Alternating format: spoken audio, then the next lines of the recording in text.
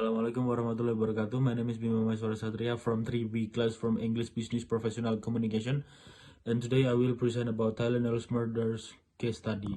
The Tylenol's murder case studies refers to a series of poisoning deaths that occurred in 1982 when 7 people died in the Chicago area after ingesting Tylenol capsules that had been laced with cyanide, and it was never caught, and the case remains unsolved. So I will answer the 7 questions above. So first is, what might have been the consequences if Johnson and Johnson had decided to thought out the first reports of Tylenol related deaths and not recall the products? Is if Johnson and Johnson would have decided thought out the first reports, things could have turned out a lot worse than they did. More death could have resulted from thoughting it out, causing an even bigger public relation nightmare for the company.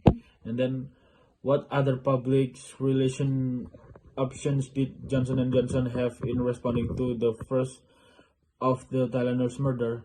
So the answer is, Johnson and Johnson want informed to be presented to the public as quickly as possible to prevent any additional fear to its customer. And the company posted 100 rewards for finding the killers who had been causing these fatalities, and advertised the new form of the extra strength Tylenol in tablet form, and issued many statements and letters to get out the appropriate standpoint of the situation. So the third question is, do you think the company made a wise decision by reintroducing extra strength Tylenol?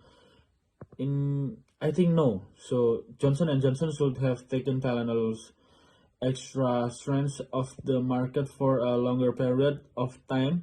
That way they could do more research into the situation and not risk any more fatalities. And once the company was more than 100% positive. So in the fourth question, in light of the response of other companies not to precipitously when faced with the crisis, do you think Johnson and Johnson should have react so quickly to remove the Tylenol product from when the second round of Tylenol's murders occurred in 1986? Yes, after just getting themselves off the same PR and company nightmare, removing the product completely was the best move Johnson and Johnson could make. And the fifth question is, what specific lesson can be derived from the way in which Johnson and Johnson handled the public relation aspect of these tragedies? A major lesson that was taught from the way Johnson and Johnson handled the public relation crisis was how they managed positive public relation regardless of being in a PR nightmare, and simply handling the issues by being open and honest allowed them to do so. And what was the environment when the Tylenol crisis occurred? How might the result have differed if the crisis occurred today?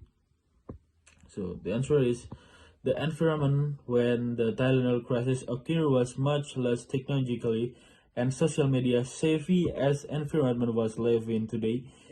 If this crisis were to happen in today's society, I personally do not think that the crisis would have happened a second time. With all of the technology today, Johnson and Johnson would have been able to find exactly what the deadly component was that was being put in these capsules, and as well as coming up with a more effectively way to prevent the crisis a lot quicker. And then the last question is, see what information Johnson and Johnson offer for its customer and the Tylenol website. Follow the links and the care cards, house calls, and fact section. How do this section demonstrate Johnson and Johnson's concern for customer? So how do you think Johnson and Johnson would use this website to communicate with the public if new health scares surface? So the section on Tylenol website is demonstrate the concern Johnson and Johnson has for its customers, because they are providing as much information as they can, as well as answering question and concerned customer may be wondering prior to event coming up. And under the general section on the website, the company even provides the correct dosage and active ingredients in each Tylenol product. If any new health scares surface today, Johnson & Johnson could use this website as a reference to show all of the ingredients that are used in each product. So they could also provide a statement announcement on the website homepage to alert active users of Tylenols that they need to be aware of certain recalls and product issues. So the incident is the case is often seen as a classic example of crisis management and public relation. Johnson & Johnson's swift and transparent response, including the recall and communication effort to reassure the public, is considered a model for how companies should handle the crisis. The company's prioritizing of public safety over financial concerns helped to restore consumer trust in the Tylenol brand over time. Thank you. Wassalamualaikum warahmatullahi wabarakatuh.